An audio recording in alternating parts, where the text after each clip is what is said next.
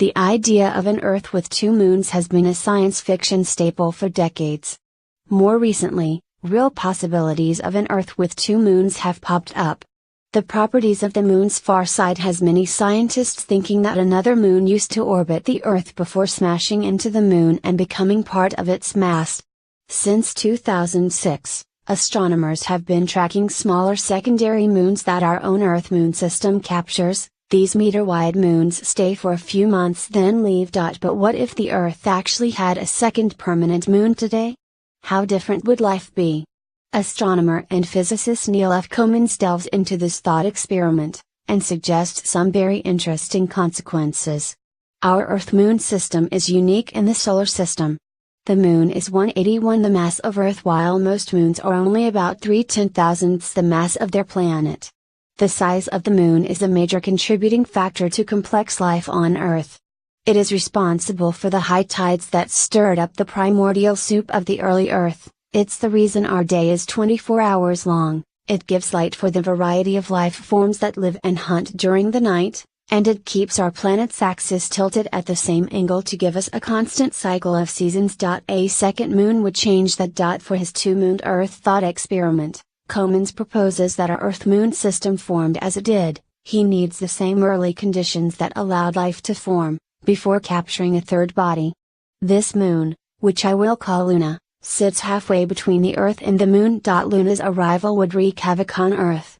Its gravity would tug on the planet causing absolutely massive tsunamis, earthquakes, and increased volcanic activity. The ash and chemicals raining down would cause a mass extinction on Earth. But after a few weeks, things would start to settle. Luna would adjust to its new position between the Earth and the Moon. The pull from both bodies would cause land tides and volcanic activity on the new moon. It would develop activity akin to Jupiter's volcanic moon Io. The constant volcanic activity would make Luna smooth and uniform, as well as a beautiful fixture in the night sky. The Earth would also adjust to its two moons, giving life a chance to arise.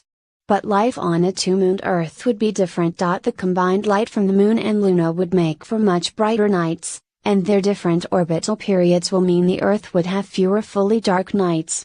This will lead to different kinds of nocturnal beings. Nighttime hunters would have an easier time seeing their prey, but the prey would develop better camouflage mechanisms. The need to survive could lead to more cunning and intelligent breeds of nocturnal animals. Humans would have to adapt to the challenges of this two-mooned Earth. The higher tides created by Luna would make shoreline living almost impossible. The difference between high and low tides would be measured in thousands of feet. Proximity to the water is a necessity for sewage draining and transport of goods, but with higher tides and stronger erosion, humans would have to develop different ways of using the oceans for transfer and travel. The habitable area of Earth, then, would be much smaller. The measurement of time would also be different. Our months would be irrelevant. Instead, a system of full and partials months would be necessary to account for the movement of two moons. Eventually, the Moon and Luna would collide. Like the Moon is now, both moons would be receding from Earth. Their eventual collision would send debris raining through Earth's atmosphere and lead to another mass extinction. The end result would be one moon orbiting the Earth, and another era of life would be primed to start. Yeah.